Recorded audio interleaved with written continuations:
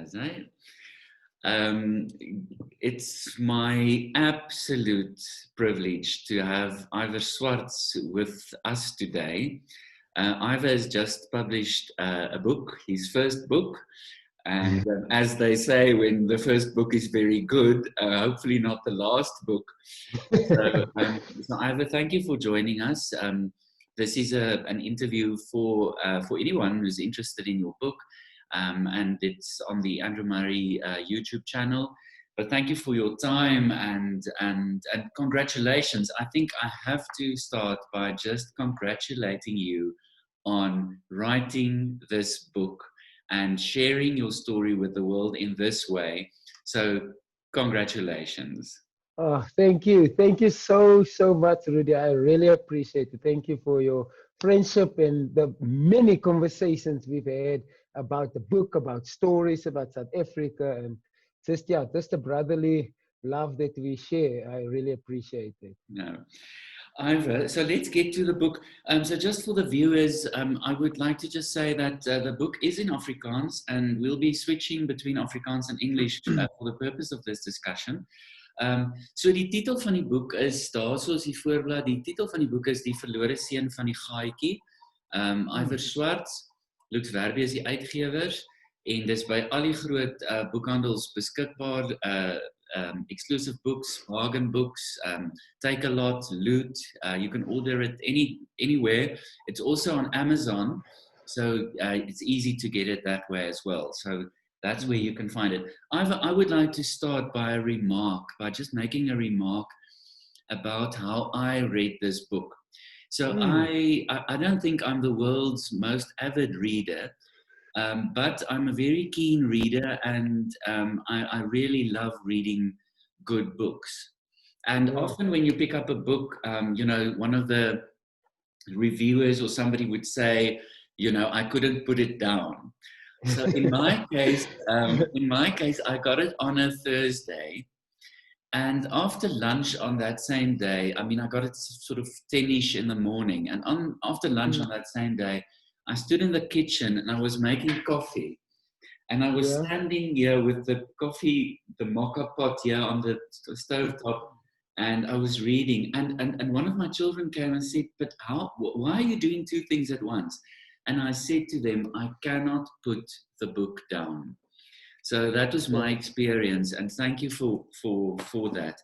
Ivor, I would like to start by asking you a couple of things.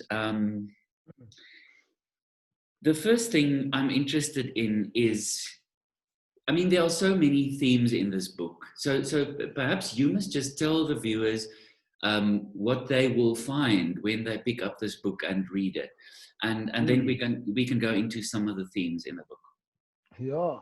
So when I realized that Lux Verbi is sort of a quote unquote a Christian publishing name, I thought, so I wonder how this book will sit with non-Christian people, and I wanted to write it with people that doesn't come from a necessarily a Christian perspective into the book.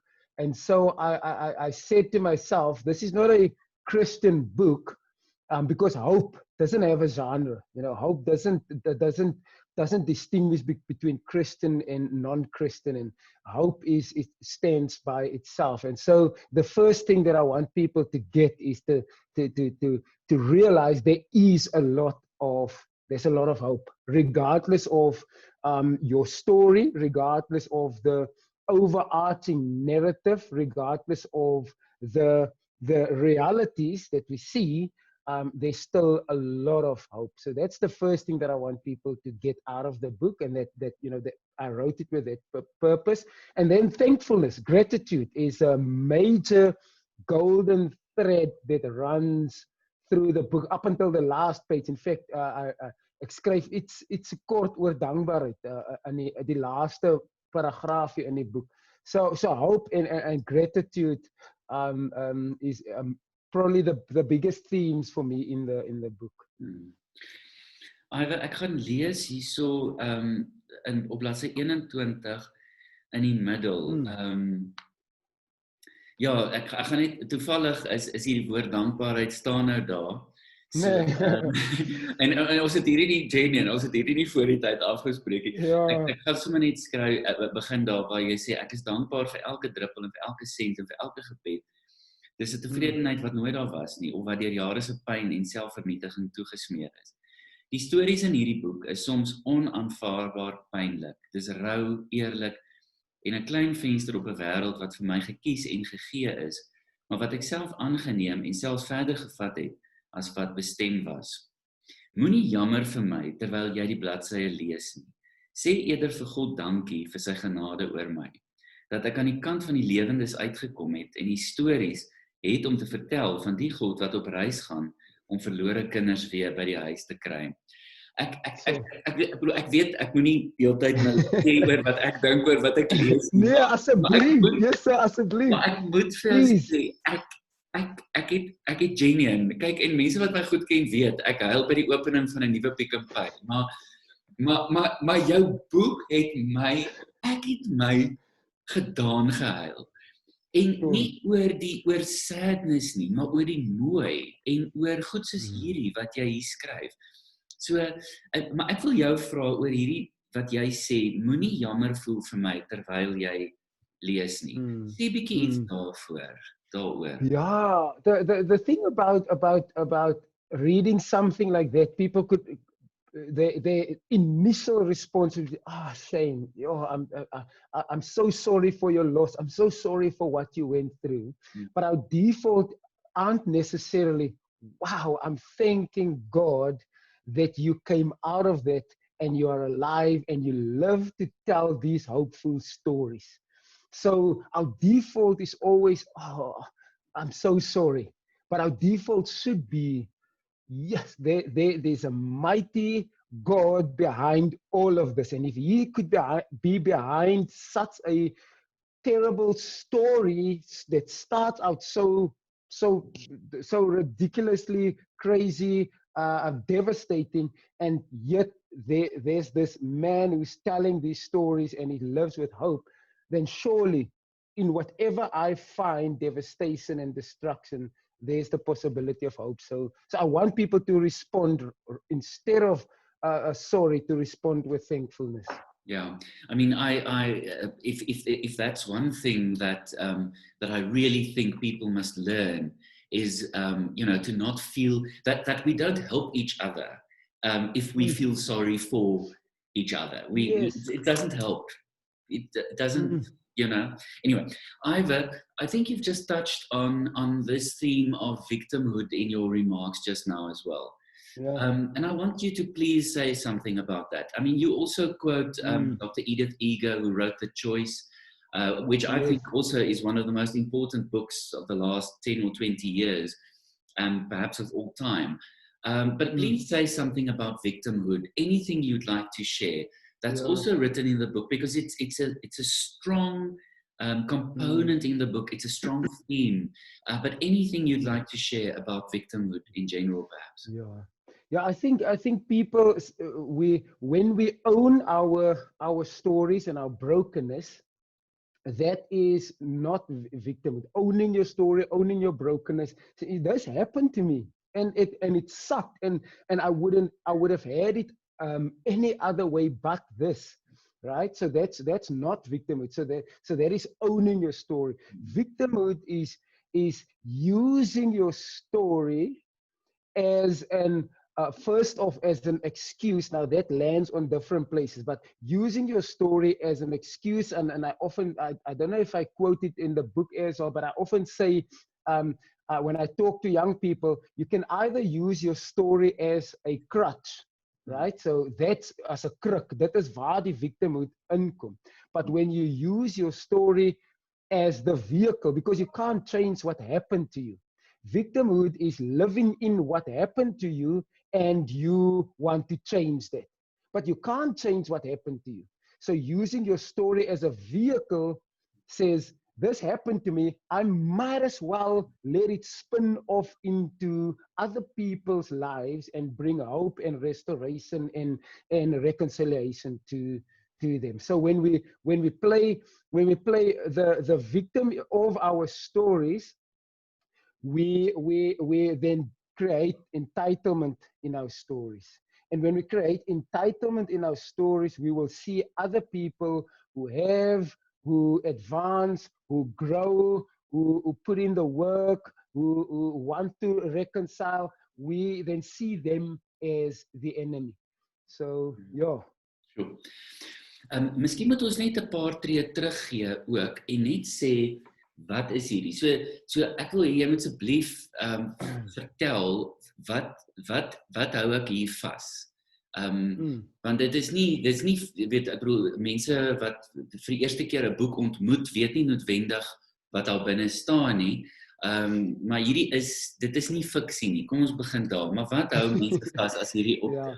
As hulle hierdie boek optel? Ja, daar hou jy vas 35 jaar van lewe, 35 jaar van gedagtes en stories, van vrae, van doubt, van waar ek begin het.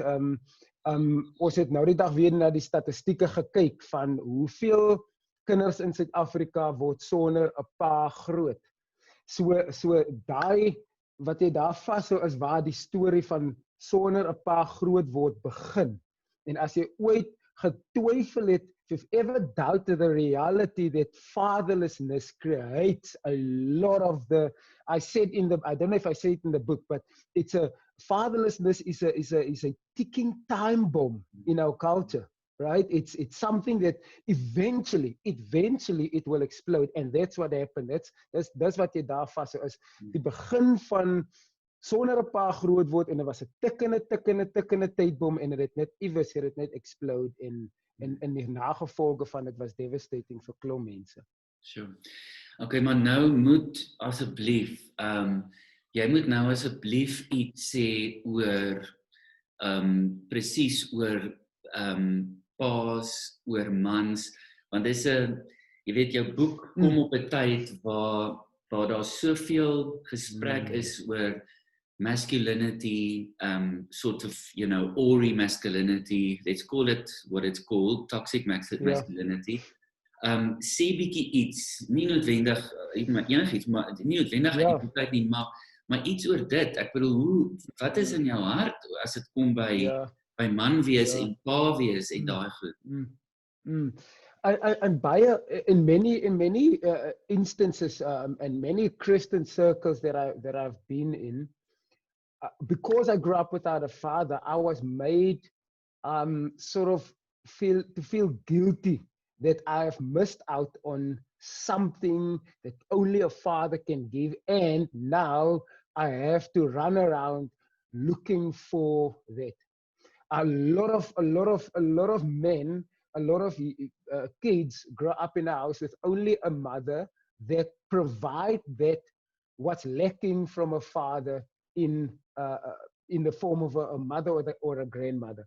Now, for me, the toxic thing about our conversations, around masculinity is that if there's no man to provide a certain framework for me to view the world through, I am lost. I am a lost case, and that's not true. That's where it gets toxic for me, because men assume a certain role in our society and assume a certain savior mentality in our society, and assume without our contribution to society, this world is doomed. I've listened to a podcast the other day from a prominent a psychologist who's making now big waves with some very toxic ideas around what it means to be a man, and I just don't. If my mom had raised us with the idea that I have to find my worth in a man so that I can raise these kids, I would have been a complete worse off than what I am now. And so we have to let go of this idea that without men, society cannot function.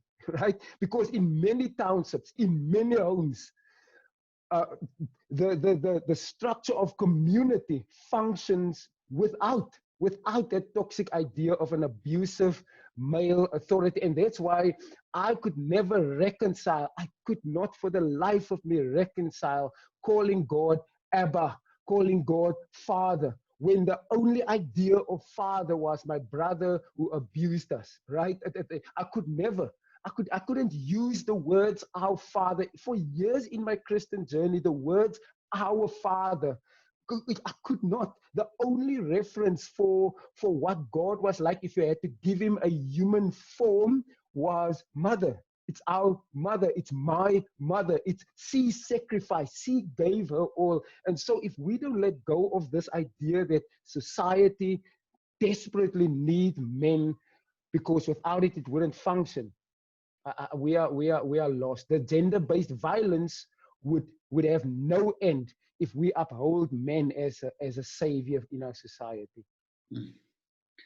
I mean, in those remarks, there are there are so many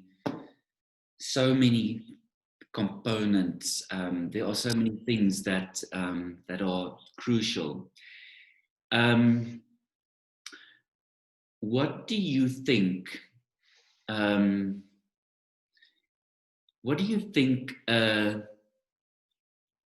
Christian man, or a man, and if you want to, I mean, if you want to sort of debate the idea of my choice of words, you know, a Christian man, Yeah. you know, if you want to do that, please do. Maar ek bedoel, hoe as sê nou maar daar's nou 'n groep mans iewers wat sê ons is volgelinge van Jesus. Wat dink jy moet hulle nou doen of sê of wat is die invloed wat hulle volgelingskap van Jesus op hulle moet hê nou in hierdie tyd wat ons nou leef? Sure. I think a good place to start is to ask ourselves, because I include myself in that Christian men, is to ask ourselves, what is the narrative I was given about the man's role as a Christian in the house? Because a lot of us, right, we buy into this oversold, overmarketed idea of the man of the house, the head. And I mean, there's a lot of that in the Bible, and it's true. But I think it's an idea that's over the years has been oversold to us, and so it has gone to every fiber of our being, except for the sacrificial part of our being. The sacrificial part that means nothing is about me. Meaning, if I buy into being the head of the house, it means I lay down every day everything of myself. I don't claim my 51% of majority stakeholder in the house. I never leverage my majority stakeholder. In fact, I give away my majority stake every single day because I see myself as the head of the house. And if I can't give away my stake, my majority stake in the head, as the head of the house constantly every day, then I will buy into the other idea that I have to rule with an iron fist. And so for us, a big part is to, what is our understanding of being the head of the house? Is it to rule? Is it to shun around and to, you know, I run the money and I do the things? Or is it, oh, I'm the head of the house, I need to lay down every day everything of myself for these people? So yeah, I think we need to start maybe with that conversation. Brilliant. Ivor, I just want to say to anybody who may be watching this, and I mean, again, please correct me if I'm wrong, but people mustn't make the mistake to think that this is a book for young people. I mean, of my 4 children, that 50% of the children have now read your book, and the next 25% is busy now.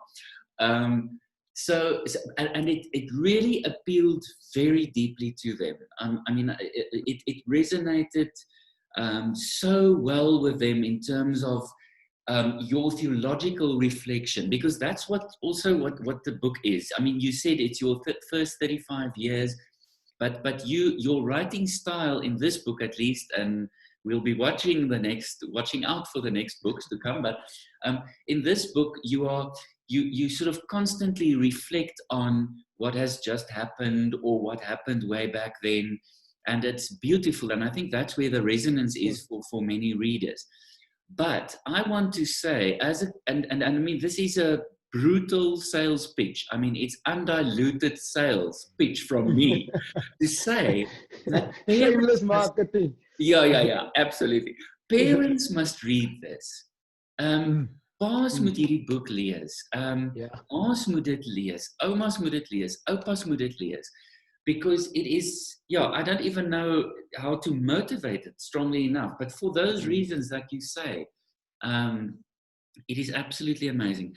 I've noticed that quite a few people are asking you about the writing process. And I'm frankly, I mean, you've been asked quite a lot now about, how long did it take you and when did you write, and did you write in the morning or the evening? I'm not interested in that. I want to know about almost the emotional component of writing what you did. If you'd like to say anything about that. It was a draining process. I remember staring sometimes at the blinking line of the computer, staring at it for over an hour, because I just don't have the next word. Because if I put the next word, I know what I will have to say after that. And what I would have to say after that is going to hurt me and expose me, and probably also potentially hurt and expose my family. So when I write about my brother, my eldest brother, who plays a big part as the, what do you call it in story, the protagonist there. A big part of that in the story, I know he has about 4 or 5 kids, 2 that I know, which grew up with me, 2 that I know very well, that grew up as my brother and sister, basically. And I purposefully, and the publisher also asked me to take their names out. But then there's 3 others that I don't personally know, that he was a father to. That's their reference of a father. And I am now exposing them to his story without him having to defend himself. So it brought me a lot of pain to say, but this is my experience. I have to put it there. It's not that I discard their experience and lived through. Ivor, sorry, I'm just going to switch networks here quickly if I can. I see that mine is a bit unstable at this stage. There we go. I think that's better. Everything all right your side? Okay. Yeah. Apologies. Ivor, in your remarks just now, I want to pick up on the idea or the thing of healing. I mean, you don't, nowhere in the book do you sort of spell out, these are the steps. If you are at a place in your life where you would like to change your story, change your life. I mean, we can use all sorts of churchy words now, repent or whatever you want to do. But if you want to change your story and you are keen to grow and whatever, you never spell out the steps. So I want to ask you, not that I'm thinking that there are steps, but if you can just describe what you think that path is like, of being healed, of becoming more whole than we are. Because no one on the planet is completely healed, but we can grow and we can become more whole. Yeah, so I think for me, out of my experiences, and 2 things happened. If I had not gone to prison, I would not have owned up to what I did. So I think healing begins with owning up, not just what you did, but what happened to you. So that it happened. It's an acknowledgement. I mean, that's why, and we have lots of discussions around that about race in our country. You, somewhere an acknowledgement is the beginning of healing. Owning up is the beginning of healing. Saying the thing by its name. Name it. It was rape. Name it. I murdered.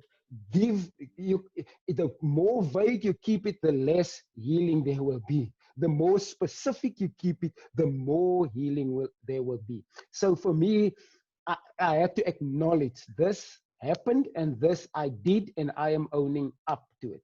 And then what sparked the healing further, or the create the next step for me, was being rooted in community, being rooted in the reality that there is a space where my mistakes will be safe, equally as much as it will be called out.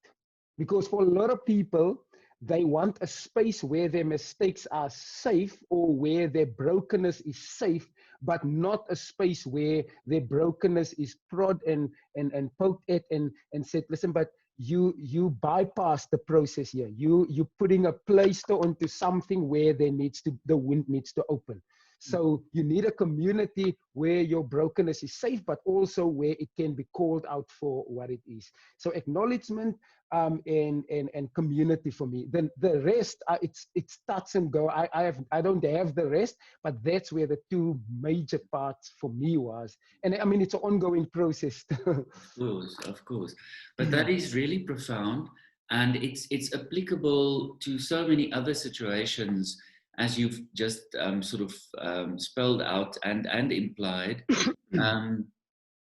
Just a couple more things, just one or two more things. So moving a bit from the book, perhaps you must just say to viewers what you are doing at the moment in terms of your career and where you are positioned. And then if you, once you've done that, please say something about some of the very current and very hot topics of the time. I mean, this past weekend, we had the cricketers taking the knee, doing that act of I mean, I don't even want to give it a word. I want to say it's an act of proclamation. It's a stance. Perhaps if you can just say one or two things about that, and yeah. So I am at a interesting place career-wise, very good, interesting, in the sense that I am a youth minister in a Dutch Reformed church that is 99.9% white Afrikaans in the East, Pretoria East. So people of middle to upper class, and so culturally, it's a very interesting place. Theologically, it's a very interesting place. Views of the world, in our cultural moment as South Africans, it's a very interesting place. But it's a place that I would love to stay connected in. So I'm at Oosterlig, a gemeente here in Pretoria, NG Kerk Oosterlig, and so I work with the youth. But I've worked with young people around the country, different contexts, different colors and background, since 2008, when I started with pneumatics, right? And so I don't brand myself, as an expert in the youth, but I've seen enough about the next generation around our country to know that what is happening and what is brimming below the surface for us as adults currently in this cultural moment.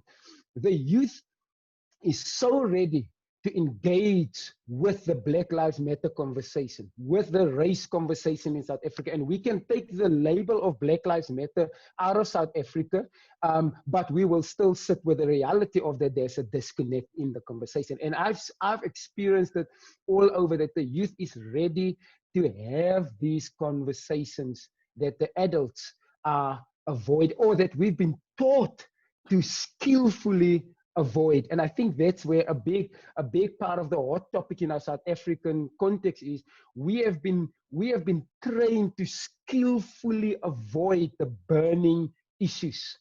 But we must get our hands dirty and get stuck in and say, it is what it is. We will get in there. And obviously you are, I mean, in time to come, you are going to play, you're already playing a massively important role, and in time to come, you are going to play that role to sort of almost just guide both the youth and older people to say, listen, don't be afraid. The world isn't going to stop spinning if we talk about why I'm uncomfortable when they take the knee, or why, whatever. We can talk about that, and it can be a fruitful and a healing and a liberating conversation. So dis absoluut 'n amazing ding om te dink dat dit moontlik is. En ons moet dit glo. Ek bedoel, as ons in hierdie land wil bly en wil floreer, almal van ons saam, en ons wil die shared humanity in Christ nie net bely nie, maar dit embody, then we're absolutely going to have to do this. So Ek het nou verlede Sondag of 19de Julie het ek gepreek by ons kerk, and I preached on Bob Dylan's song The Times They Are A-Changing, and where he put in the last verse, come mothers and fathers throughout the land, don't criticize what you can't understand. Your sons and your daughters are beyond your command. Your old road is rapidly aging. Get out of the new one if you can't lend a hand, for the times they are changing.